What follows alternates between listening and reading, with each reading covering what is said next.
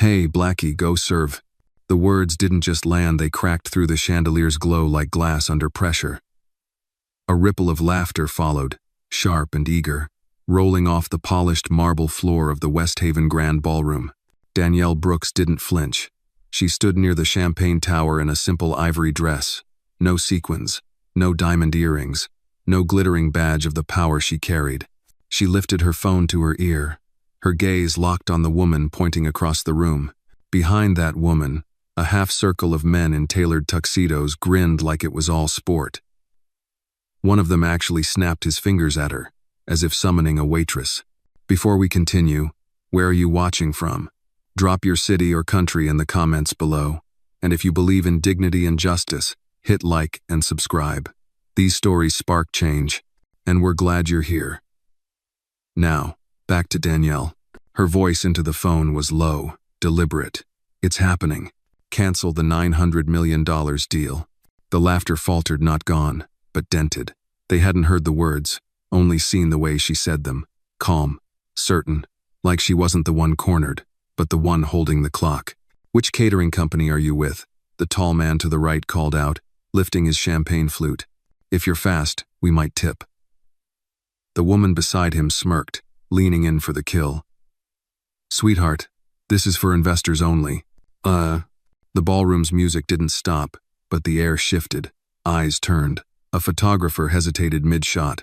Near the stage, a young reporter slid her phone from her clutch, the camera lens catching the scene over a line of crystal glasses. Danielle's lips curved just enough to register, not enough to comfort. She'd seen this posture before, entitlement dressed as etiquette. At 28, she'd been escorted out of a boardroom she was scheduled to lead, because someone didn't see her name on the list. At 34, she'd been mistaken for her own assistant while negotiating a global acquisition. The man's voice came again, louder. "Security." A uniformed guard glanced up from the entrance, uncertain. The group's matriarch pearl necklace, eyes like steel, plucked the event pass from Danielle's wrist. The rip of paper was loud enough to cut the strings of the quartet in the corner. "Get her out." Danielle didn't move. Her phone stayed at her ear. "Priority 1, she repeated softly. Across the ballroom, the young reporter's hand tightened around her phone. She didn't know the woman in ivory, but she knew the look in her eyes, the kind that didn't need to yell to be heard, the kind that, in minutes, would flip the entire room. The ballroom's chandelier light seemed colder now, sharper, catching the edges of judgment in every glance. The group in tuxedos hadn't moved, but their voices carried like they owned the air. "Which table hired you?" the tall man said again, louder this time. His tone wasn't curiosity, it was command. The pearl necklace matriarch added, "You're holding up service. People are waiting." Danielle's eyes didn't leave theirs. She shifted her weight, calm, one hand still at her side.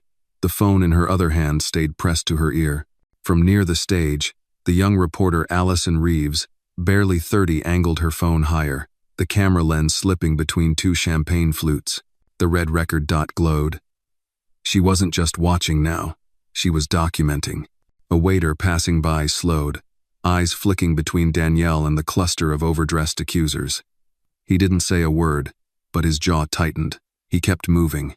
The pearl necklace woman took a step closer, the heels of her navy pumps clicking against the marble like punctuation. "Sweetheart, this event is for investors who actually matter." She glanced over her shoulder at a nearby security guard, a man in his 40s with a silver earpiece. "Escort her out, please." The guard hesitated. Danielle caught that hesitation, stored it. At 34, she'd watched a hotel concierge pause just like that before telling her the penthouse was already booked. That pause always came when policy met prejudice and neither side knew which would win.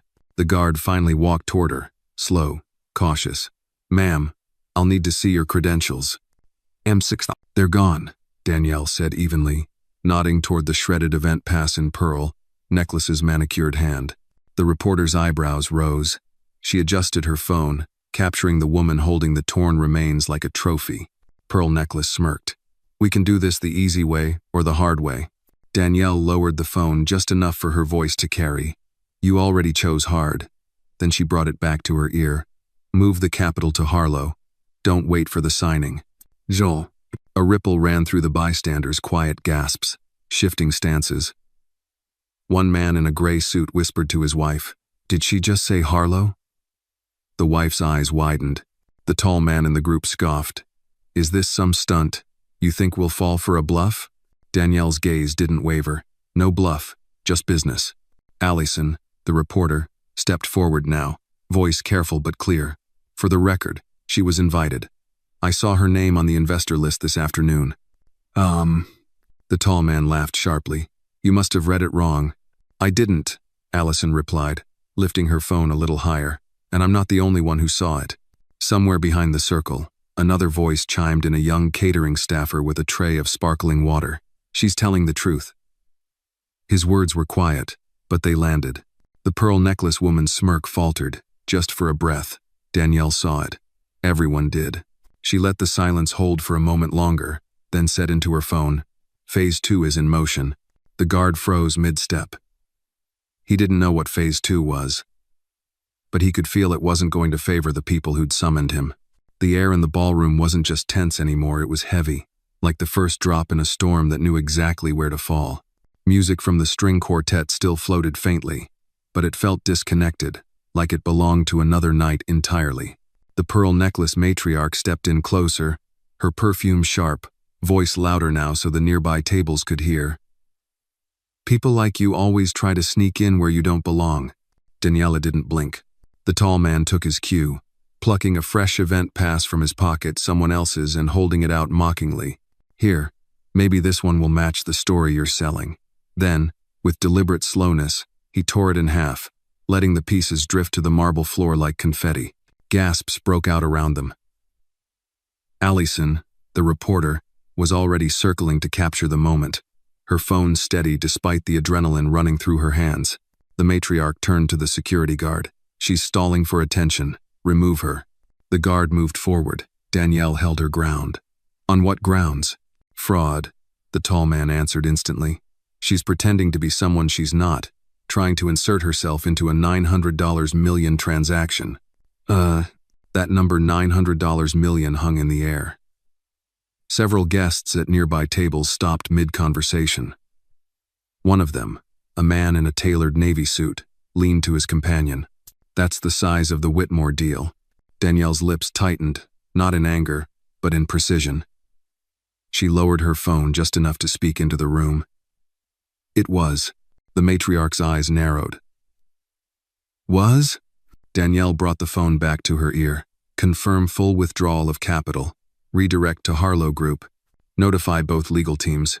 Across the room, someone choked on their champagne. The tall man laughed again, but this time it cracked halfway through. "You can't redirect anything. You're no one here." From the back, the young catering staffer spoke up again, louder now. "She's not no one. You don't cancel a $900 million deal unless you own a big part of it." The matriarch whipped around toward him. "Stay out of this, boy." "Too late," Allison cut in, her voice gaining an edge. "You made it everyone's business the moment you tore up her pass." The security guard stopped 2 steps short of Danielle, eyes darting between the accusers and the growing cluster of onlookers. A few phones were raised openly now, red record dots blinking like small, defiant warnings. Danielle's voice stayed low, measured. "One last time, are you certain you want me removed?" The matriarch didn't hesitate. "Absolutely." She nodded at the guard. "Do it." "Oh." He took another step, and that's when Danielle shifted, not backwards, forward, closing the space between herself and the cluster that had been circling her since the first insult. The pearl necklace's posture faltered by a hair, just enough to register in every watching eye. Danielle spoke without raising her voice, but every word carried. "You just told the wrong woman she doesn't belong in the room she paid for." The storm had officially broken. The ballroom wasn't buzzing anymore, it was vibrating. Every glance, every whisper was a current running through the room, feeding something none of them could quite name. Danielle held her phone steady, her eyes never leaving the matriarch. "Proceed to Phase 3, she said into the receiver. On the other end, a crisp female voice, Rebecca, her chief of staff, didn't ask questions. "Understood. Legal is on the line. Capital transfer in progress." The tall man scoffed, a brittle sound now. "Phase 3? What is this, a game?" Danielle's gaze slid to him for the first time. Not a game. An audit. The words didn't land like a punch, they landed like a filing cabinet dropped from a height, all weight and inevitability. From the side of the room, Allison spoke up again. If she's bluffing, why do you look nervous? Her phone was angled deliberately, so that both Danielle and the accusers were in frame. The pearl necklace matriarch shot back. Because this woman is trying to humiliate my family at a public event. No, Danielle corrected softly. I'm just letting your own actions speak louder than I ever could. The security guard shifted uncomfortably. He'd seen enough stunts at high-profile events to recognize when something was unraveling, and this wasn't unraveling in the way the accusers thought. Near the champagne tower, the young catering staffer whispered to another waiter, "She's in control. Look at her, she hasn't moved an inch unless she wanted to." Rebecca's voice returned in Danielle's ear. Corporate has flagged the Whitmore family's portfolio for breach of good faith in negotiations. Do you want me to loop in Harlow's team now?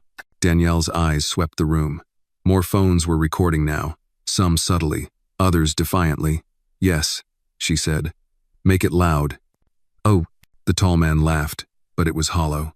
Even if you had the power, no one cancels a $900 million deal mid-gala. That's not how the world works. That's exactly how my world works, Danielle said. The matriarch stepped in again, voice sharp. Do you even know who you're speaking to? Yes, Danielle replied, and this time her smile showed just barely. Do you? That landed. Not just with them, but with the ring of onlookers who were piecing together the truth. Allison took a small, visible breath. I think we're all about to find out. The guard hesitated again, caught between the order he'd been given and the feeling that he was about to make a career-ending mistake. Danielle lowered her phone. Her voice was calm, but there was an edge now, like the moment before a verdict is read. You've called me a fraud. You've torn my credentials.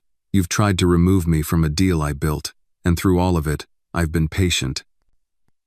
She stepped forward just enough for the space between them to feel smaller, tighter. Patience is over. Rebecca's voice came through the phone one last time. All parties notified. Press statement drafted. You're clear to proceed.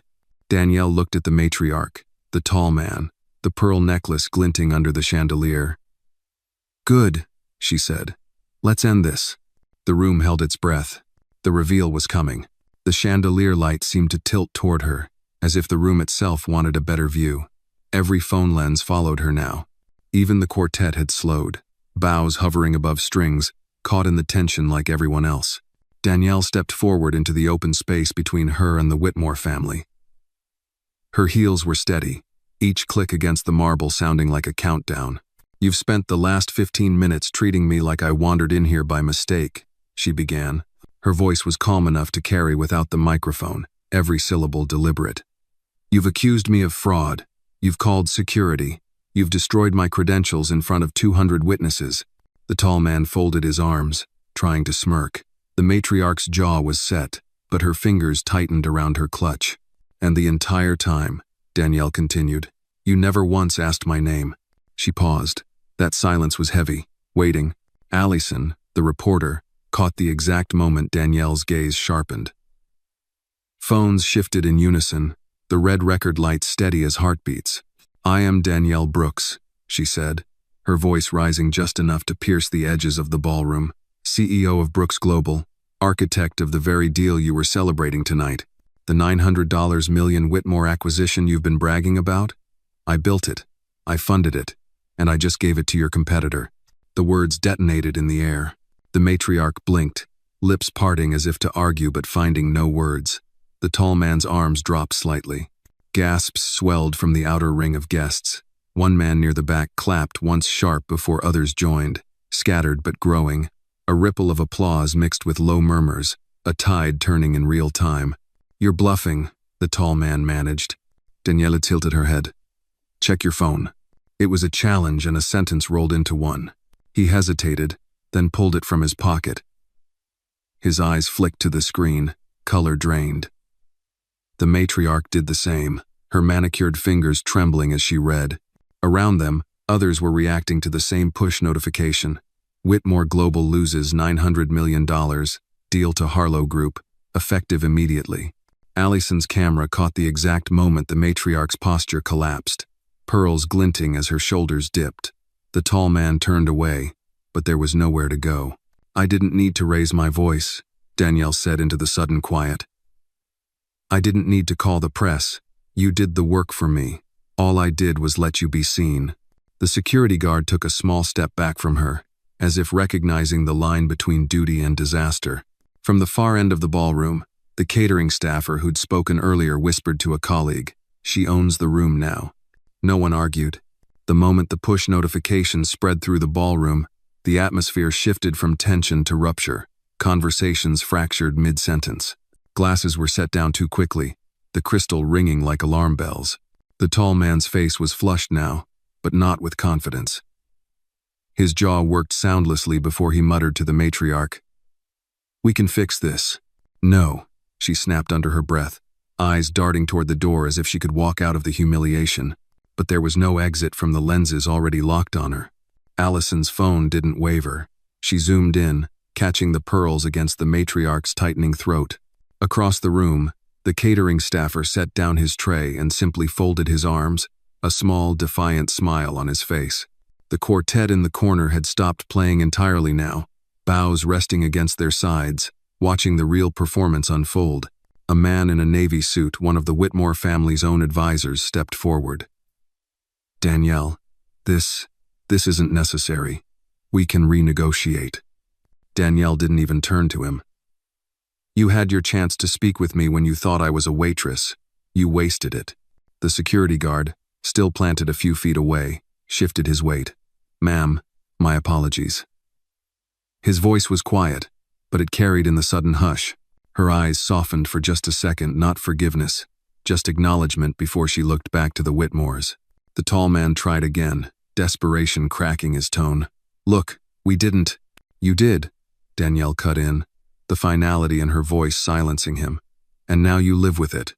From the side, Allison spoke to no one in particular, but her voice was recorded all the same. "This is what happens when power walks in quietly." A ripple of agreement passed through the onlookers. Some began clapping again, more steadily now, the sound swelling in the high-ceilinged space. Others simply watched, phones raised, knowing they were catching a moment that would travel far beyond the ballroom. The matriarch tried one last gambit. "We can make this right." Danielle stepped closer, not aggressive, just deliberate. Right would have been recognizing me before I had to announce myself. Right would have been treating a stranger with basic dignity. Now, all you have is the deal you lost. Silence. The catering staffer spoke again, his voice firmer than before. "You don't get to erase someone twice." That line landed hard. Even the guard nodded once, slowly. Danielle straightened her shoulders. "This conversation is over. And so is your claim to my time." Phones kept recording as she turned toward the exit, the murmur of the crowd following her like a tide receding. The Whitmores stood frozen, pearls and tuxedos looking suddenly like costumes from a failed play. And for the first time all night, Danielle was the only one in the room who didn't need to say another word. It started with a vibration. The tall man's phone buzzed twice, a persistent tremor against his palm. He glanced down and blanched 3 missed calls from the Whitmore board chair. The matriarch's clutch began to ring a second later, her ringtone slicing through the air like a reprimand. She didn't answer. From the far side of the room, the Navy suit advisor's phone lit up too. He stepped away, speaking in a low, urgent tone. But even without hearing the words, the message was clear. Damage control had begun, and it was already failing. Allison's camera tracked all of it, the shifting stances, the rapid-fire texts, the small tells of panic. She whispered into her mic. The family's imploding in real time. Our guests who had been clustered around the Whitmores earlier now drifted away, their polite smiles evaporating. One couple near the champagne tower pivoted mid-conversation and joined the small crowd around Danielle instead, their body language announcing where their loyalties now stood. The pearl necklace matriarch reached for the tall man's arm, her composure fraying. "We need to get to the car," she murmured. "Not yet," he replied through gritted teeth, his eyes darting toward Danielle's retreating figure. But when he looked back, half the investors in the room were avoiding his gaze entirely. The quartet, who had been silent since the reveal, began quietly packing up their instruments, as if the event itself was over. In truth, It was the gala had stopped being a celebration the moment Danielle took the floor. The catering staffer, still stationed nearby, leaned toward another server. They're radioactive now. No one wants to be seen shaking their hands. He was right. The Whitmore's inner circle had dissolved into scattered pairs, each person hunched over a phone, sending messages that reeked of damage control. One woman, clearly a PR handler, hurried in from the hallway with a tight expression and a tablet in hand. The tall man took one look at the screen she showed him and swore under his breath. Across the ballroom, Danielle's chief of staff, Rebecca, was speaking quietly with a group of high-profile guests, Harlow Group executives. Their posture was relaxed, even friendly. Papers exchanged hands. Smiles returned. The message was unmistakable. The power had shifted, and it wasn't shifting back. The matriarch finally broke, her voice a sharp whisper. "She's just destroyed us in front of everyone." The tall man didn't answer. He was staring at Allison, whose phone was still aimed at them like a spotlight they couldn't escape. Somewhere behind them, another guest muttered just loud enough for the nearest phones to pick up. They brought this on themselves. And then came the sound that cut deepest chairs scraping back as more guests rose to leave.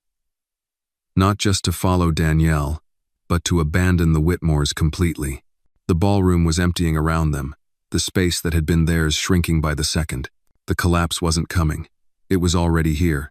Danielle didn't rush. She didn't need to.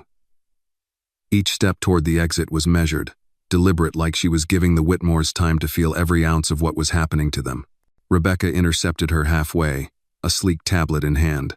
"All Harlow contracts are signed," she murmured. "And per your instruction, we've revoked Whitmore's access to the Brooks Global Investor Portal." "Good," Danielle said. "Make sure every vendor and supplier in our network gets the memo before midnight." Rebecca's fingers moved swiftly over the screen. "Drafting now." "You want me to CC their legal?" "Bury them in it," Danielle replied without hesitation. The tall man, still anchored in place across the ballroom, seemed to sense the conversation's weight. His voice cut through the fading chatter. "You can't just lock us out. We have agreements." Danielle turned slightly, enough for her words to carry without crossing the space. "Agreements built on respect. You voided that clause before we even started tonight." Murmurs rippled through the remaining guests. One investor whispered, "She's freezing them out entirely," his tone a mix of awe and caution. Rebecca's tablet pinged. "Done. Vendor notices sent. Our IT confirms their logins have been disabled." "Perfect," Danielle said. "And send the same to the press, worded as a values decision. Make it clear we don't partner with people who humiliate others in public." From her vantage point, Allison caught the moment Rebecca hit send. It was a small tap, but the kind that carries consequences for years. The pearl necklace matriarch's voice finally cracked. "This is vindictive." "No," Danielle said, fully facing her now. "This is responsible leadership. If you think it's harsh, you should consider how it felt to stand here and be told I didn't belong in the deal I built." The matriarch's lips trembled, but she said nothing. A server passed by with a tray of champagne. Danielle stopped him with a gentle hand. "I'll take one," she said, lifting the glass with quiet finality. "And send another to the Harlow table. Tell them congratulations." Across the room, the Harlow executives raised their glasses back in acknowledgement. The symbolism was sharp. The celebration had officially moved camps. Rebecca leaned in one last time. "Do you want me to initiate the portfolio review of Whitmore's holdings?" Danielle's answer was immediate. "Yes. Flag anything tied to our network, then shut it down." The tall man took an involuntary step forward, but stopped short under the weight of every phone still recording. He knew one wrong move now would be replayed online for weeks. Danielle set the champagne flute back on the passing tray untouched. "I don't need to toast to this," she said softly. "It was never a win, it was a correction." With that, she turned toward the exit again. The Whitmores frozen behind her, locked out of more than just a party. The notification hit phones like a wave. One by one, heads bowed over glowing screens, and the ballroom began to hum, not with music, but with the low, electric chatter of breaking news. Allison read it out loud for her livestream audience, voice sharp with the thrill of a scoop. Brooks Global official statement. Partnership with Whitmore Group terminated effective immediately due to breach of values and public misconduct. She glanced at the lens. That's confirmation, folks. This isn't rumor. It's corporate fact. Across the room, the Harlow executive stood, shaking hands with guests who just minutes ago were orbiting the Whitmores. The migration was obvious. Fortunes, reputations, and attention were flowing toward the new center of gravity. One older investor tapped his friend's shoulder. Pull whatever you've got tied up with Whitmore before Monday. The friend nodded, already drafting an email to his broker. A PR agent in a navy sheath dress slipped into the corner, phone pressed to her ear. Cancel tomorrow's press conference. No, don't even reschedule. We're in salvage mode now. Her eyes darted toward the Whitmores, then away as if proximity itself was bad optics. The catering staffer who'd spoken earlier passed by Allison and murmured, "Feels like watching a building collapse in slow motion." She didn't disagree. The cameras weren't just on Danielle anymore, they were swinging to capture the fallout. The Whitmores' cluster shrinking, the advisors scattering, the matriarch's gaze fixed on the floor. Danielle, meanwhile, was in quiet conversation with Rebecca near the exit. No drama, no raised voice, just crisp directives. A few guests approached her cautiously, introducing themselves, offering cards. She accepted some, declined others, but each interaction carried a clear subtext. Alliances were shifting, and she was choosing them carefully. A young journalist from another outlet sidled up to Allison. "Is she always like this? So precise?" Allison kept her lens trained on Danielle. "This is the first time I've seen her in action, and I'm starting to think precision is the whole point." The tall man's phone rang again. He ignored it, shoving it back into his pocket. The matriarch finally looked up, scanning the room as if searching for one sympathetic face. There were none. From the balcony above, a photographer snapped a wide shot of the entire ballroom, the emptying tables on one side, the growing crowd around Danielle on the other. It was the kind of image that would make front pages, not just a moment, but a map of power in motion.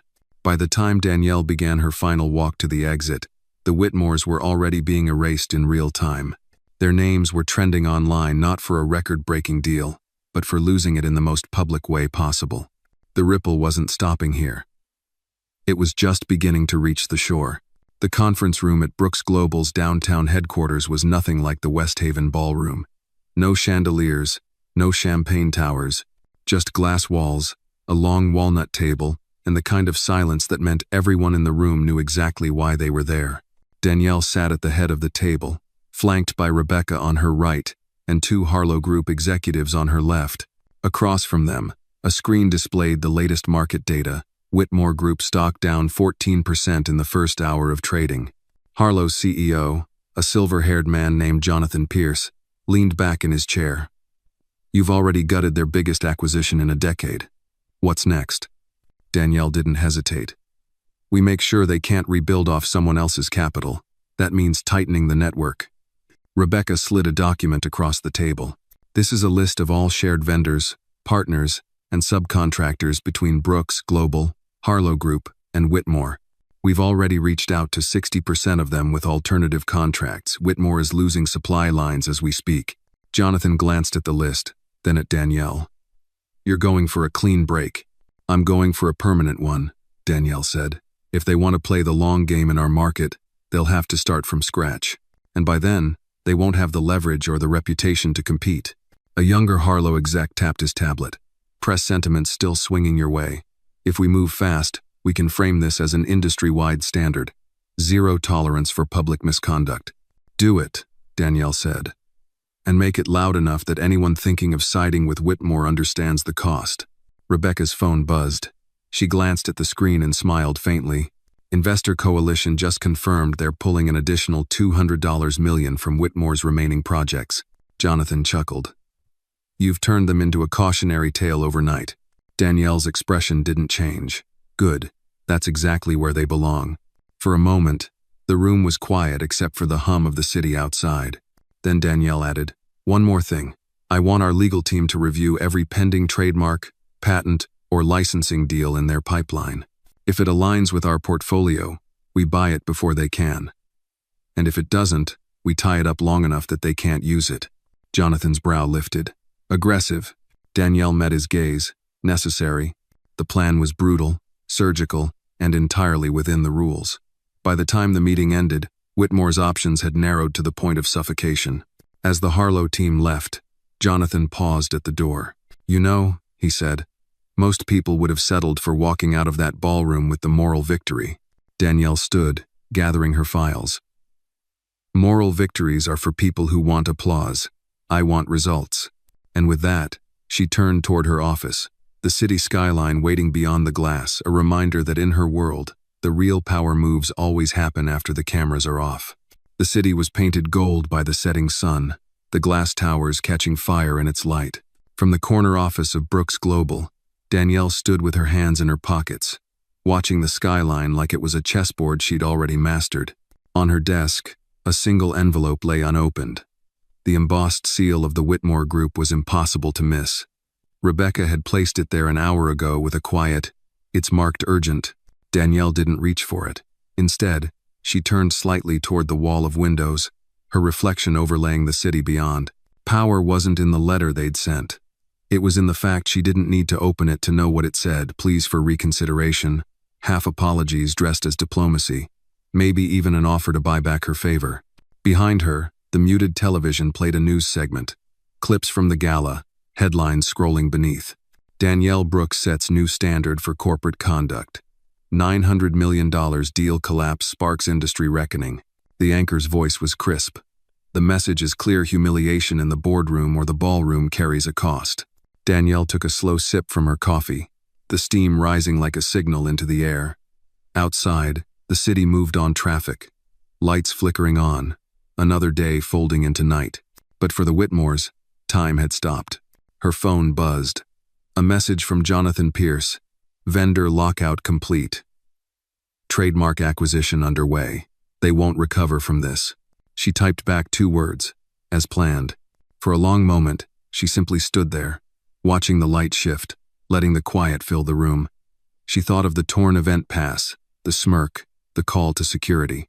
And then she thought of the way the crowd had parted as she walked out, how the applause had grown not because she demanded it, but because they recognized something undeniable. Danielle set her coffee down, finally picking up the Whitmore envelope. She walked it to the paper shredder in the corner, fed it through without breaking eye contact with the skyline. The blades hummed, and the seal split into ribbons. Rebecca stepped in just as the last shred fell. "Press is asking if you'll give a statement tomorrow." Danielle shook her head. The statement's already been made. Outside, the final light of the day caught the tallest building in view, the one with Brooks Global's name etched into its crown. It glowed against the deepening blue, unshakable, unmistakable, and in that moment, Danielle Brooks smiled not for the victory, but for the certainty that she'd never needed to prove she belonged in the room. She'd built the room,